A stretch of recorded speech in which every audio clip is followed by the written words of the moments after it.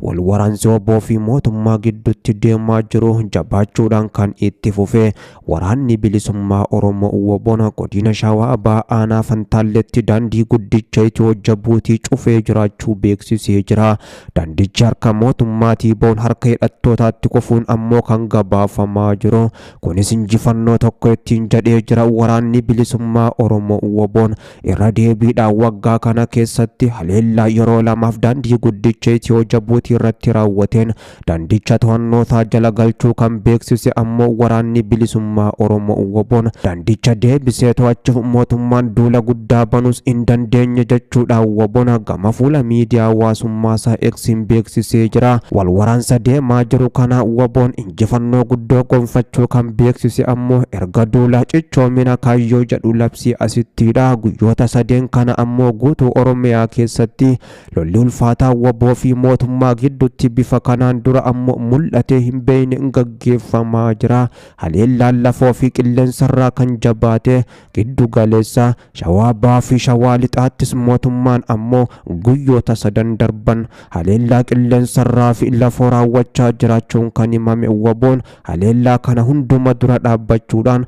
duula kaayyoo cichoomina labse kana galmaan ga'ee jiraachuusaa beeksisee jira. Kanarratti ammoo waboon of eeggannoo jechuudhaan uummata bal'aafis ergaa kan dabarse giddu gala Oromiyaadha.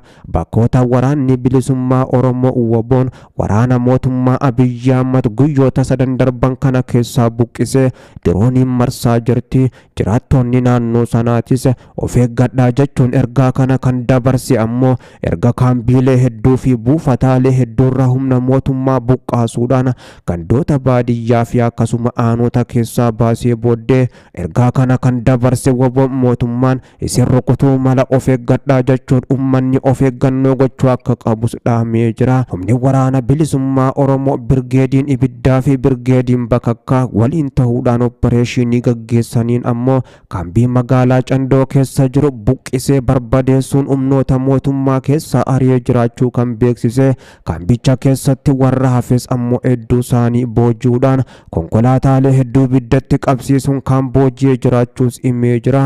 Walwaraansi waboo fi mootummaa gidduutti deemaa jiru kan jabaate waraanni bilisummaa Oromoo waboon duula cichoomina kaayyoo jedhu kanaan godina lixa shaggar aanaa nunnoo keessatti tarkaanfii jabduu kan fudhate humnoota raayyaa ittisa biyyattii du'aa fi madoon adabee jiraachuusaa kan beeksise ammoo injifannoo cululuqaa walitti aansee ammoo guyyoota sadan kana galmeessee jiruunis duula cichoomina kaayyoodha. Kibxata dheengaddarraa kaasee gaggeessaa jiruun meeshaalee gurguddoo hedduus dhuunfatee jiraachuu waraanni bilisummaa Oromoo waboon kan beeksise ammoo godinuma lixa shaggar aanaa nunnoo mooraa gandaa galmoo waraabuu irrattis ammoo tarkaanfii jabduu fudhateen humnoota raayyaa ittisa biyyattii achi buufatanii jiran 100 ol barbadeessuudhaan 300tti kan siqan ammoo madeessee jiraachuun hedduu isaanii achi baqachiisee akka jiru kan beeksise. Lola kana waraanni bilisummaa Oromoo waboon kilaashii Tarkii fi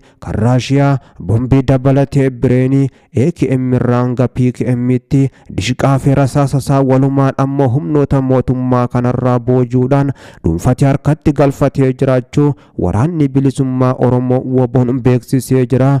Dubbiin akka jedhamu miti jabaachuu yeroo ammaan tana waraanni wal dura dhaabbachuu irratti argama. Akkuma xiinxalaan siyaasaa obbo Jawaar Mohammad magaalaa dhuunfatanii fokkoruun homaa tokko bu'aan qabu jedhan ammoo ministeerri muummee Abiyyi Ahmad jeneraalota olaanoo waraana biyyattii Biraanuu Juulaarraa hanga Yilmaa Mardaasaatii fi akkasuma kanneen biroo waliin ta'uudhaan humna kana balleessine barbadeessine jedhanii fokkoruutti kan deeman.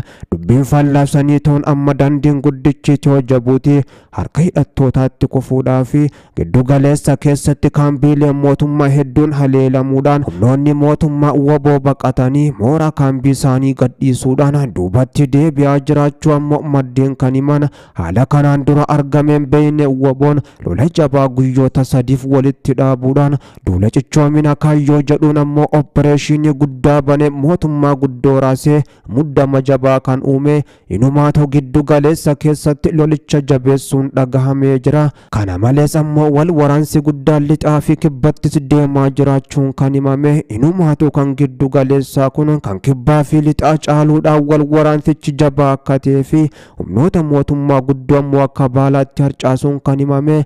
Lafoonni waboon humnoota mootummaadha akka baalaatti keessatti harcaase ammoo godina Baashaggar aanaa Liiban Cuqqaallaa dabalatee akkasuma godina Baashaggar aanaa Dugdaa magaalaa Maqii dabalatee lafoota hedduutti humnoota mootummaadha magaaluma keessatti itti seenuun barbadeessaan jira kan jedhe waraanni bilisummaa Oromoo waboon. Kanarratti mootummaawwan jedhe qabaachuu baatus qondaalli mootummaa bilisiginnaa ol aanaan tokko ammoo dubbiin kan durirraa adda kan jedhan mootummaan haalicha akkamiin akka tasgabbeessuu fi akkasumatti illee waraanicha akkamiin qolachuu akka qabuuf guyyoota lama oliif ammoo marii gochaa jiraachuu kan himan. Yeroo mariin qondaalota olaanoo waraana biyyattii waliin godhamaa jiru kanattis diroonii fi jettiin akka bobba'u ammoo dhaamanii jiraachuu ministeerri muummee Abiyyi Ahmad qondaalli mootummaa kun kan kaasan ta'ullee ammoo waboon dirooniin lafoota hedduutti qilleensa irratti mul'atee jira.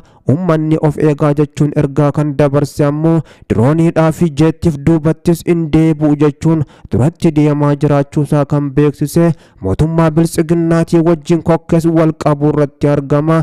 Qaamoleen kanaan dura ammoo marii marsaa sadaffaatiif haala mijeessaa turan ammas gara marii marsaa sadaffaatti deebi'uudhaaf fedhii yoo qabaate mootummaan haala ni mijeessina jechuun ergaa dabarsaa jiraachuunis kan dhaga'ame.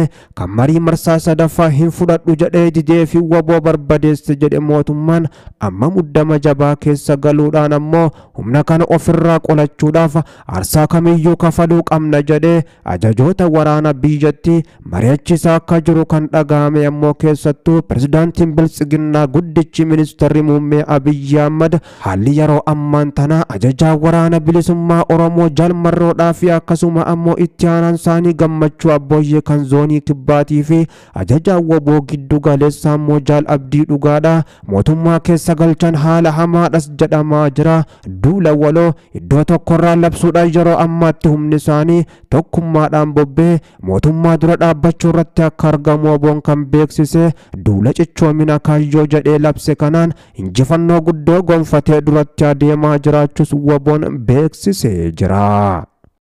Ni mo'annamooti xumurri isaa injifannootiin goolabama.